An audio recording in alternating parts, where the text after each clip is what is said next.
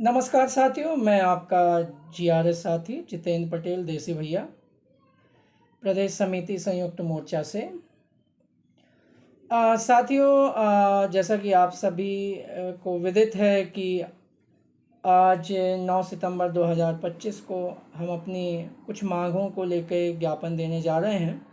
तो मेरा हाथ जोड़ के सभी से निवेदन है कि अधिक से अधिक संख्या बल में उपस्थित होकर अपनी मांगों को लेकर ज्ञापन दें और संयुक्त मोर्चे की एकता अखंडता को बनाए रखने का एक संदेश भी दें। दूसरी चीज़, मैं कुछ अपने दो प्रदेश अध्यक्ष जो हमारे संगठन के नहीं हैं, दूसरे संगठन के हैं, हमारा जो सहायक सचिव पर प्रभार देने का आदेश जारी हुआ, उससे ये लोग बौखलाए और तिलमिलाए हुए हैं। तो आदरणीय, पहले तो मैं दिनेश चंद्र शर्मा जी से आग्रह और हाथ जोड़ के निवेदन करना चाहूँगा। शर्मा जी, अगर आप इतने ही सचिव हितैषी हैं और आप में दम है, तो आप मिशन 70,000 को छोड़ के पूरा कराइए। वो मिशन 70,000 पूरा कराइए, छोड़ के आप कहाँ मतलब छोटी छोटी बातों में लग गए, किसी की टांग खींचने में लग गए, किसी की लाइन छोटी करने में लग गए। लाइन आपको अपनी बड़ी करनी है तो आप अपनी लाइन बड़ी कीजिए, दूसरों की लाइन क्यों छोटी कर रहे हैं। दूसरी बात, आपने ही अपने वक्तव्य में कहा कि लगभग 70 से 80% पंचायत सचिव अगले 2 से 5 साल में रिटायर हो जाएंगे। तो ज़रा सोचिए, जो 70% सचिव रिटायर हो जाएंगे तो उनको मिशन 70,000 का लाभ कैसे मिलेगा। तो आप क्यों अपने ही साथियों को भ्रमित कर रहे हैं और उनका जो सामंजस्य बना के वो अपनी पंचायत चला रहे हैं जीआरएस के साथ, उस सामंजस्य और उस सौहार्द को आप बिगाड़ने का प्रयास कर रहे हैं, मात्र सिर्फ अपनी नेतागिरी चमकाने के चक्कर में। फिर आपने ही अपने सचिव साथियों को कहा कि आप अनपढ़ अंगूठे छाप हैं। एक तरफ आप उनके रिटायरमेंट का भी बता रहे हैं, एक तरफ आप उन्हें अंगूठा छाप भी बता रहे हैं, और दूसरी तरफ आप जो जीआरएस से उन्हें भिड़वाने का काम कर रहे हैं, जो कि उस पंचायत का सबसे पढ़ा लिखा कर्मचारी है, सब मेरिट के आधार पर उसकी नियुक्ति हुई है।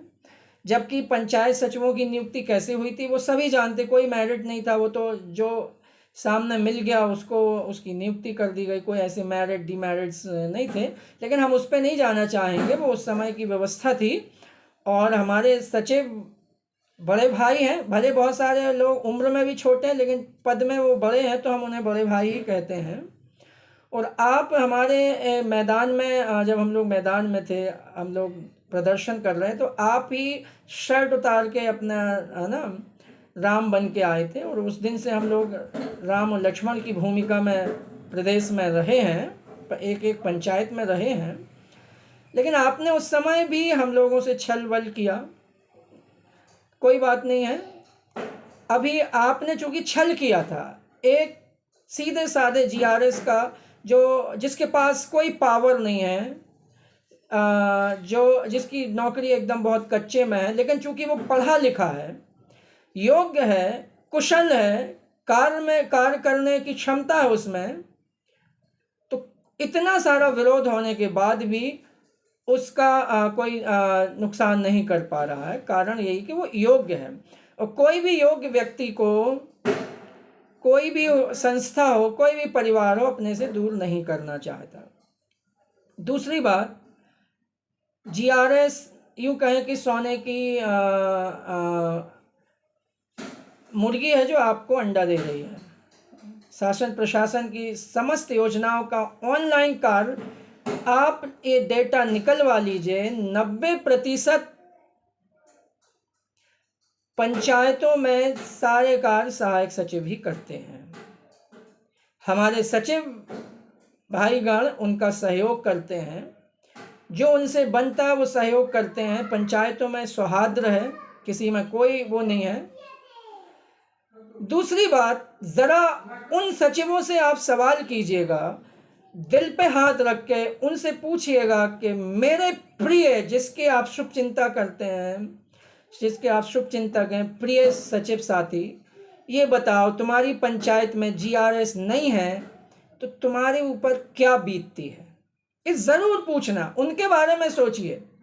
और मैं कह रहा हूँ कि वहाँ पे सचिव कार्य ज़रूर कर रहे हैं जिनमें जीआरएस नहीं है, लेकिन ऑफिशियली अनऑफिशियली ग्राम रोजगार सहायक ही उसमें सहयोग कर रहे हैं। कृपया आप अपनी व्यक्तिगत राजनीति को चमकाने के लिए हम लोगों में वैमनस्यता या फूट डालने का प्रयास ना करें, हाथ जोड़ के विनम्र निवेदन है।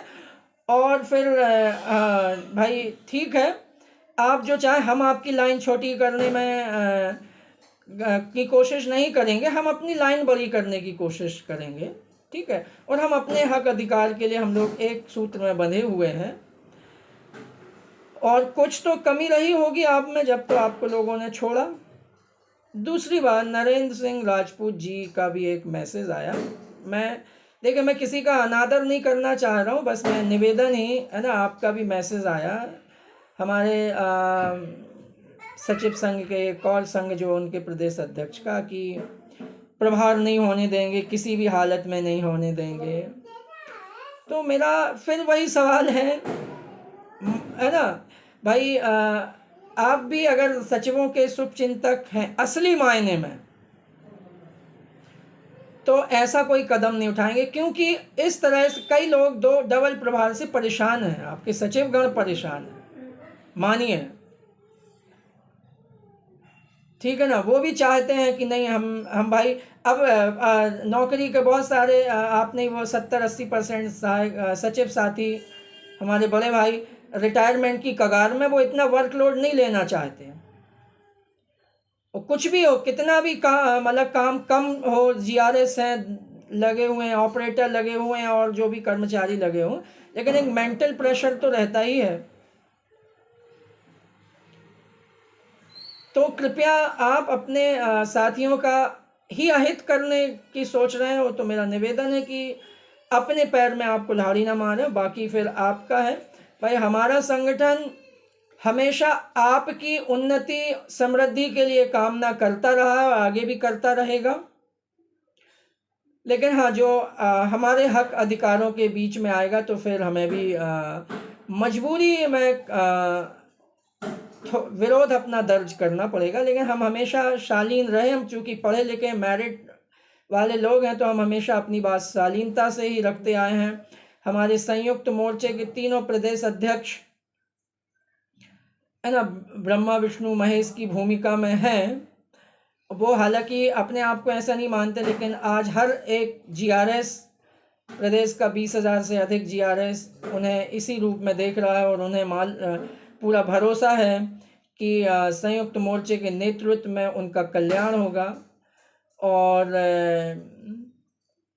अब ज़्यादा बातें मैं नहीं कहूँगा। मेरे साथियों से, सचिव साथियों से भी निवेदन करूँगा, मैं आपके संबंध में भी ऐसी सूचनाएं जो आपके हित की होंगी, जो आपका अहित करना चाह रहे हैं लोग, आपके संगठन के ही लोग, आपके जो सिरमौर बने हैं, आपका कोई इतना हित तो करवा नहीं पाए हैं। और आप भी भली भांति जानते हैं कि जीआरएस कितना आपका सहयोग करता है। ये आप दिल में हाथ रख के करिएगा और निर्णय लीजिएगा और अपने इन ऐसे प्रदेश अध्यक्षों को ऐसा करने से रोकिएगा। बस इन्हीं शब्दों के साथ मैं अपनी वाणी को विराम दूंगा। जय हिंद, जय भारत, धन्यवाद।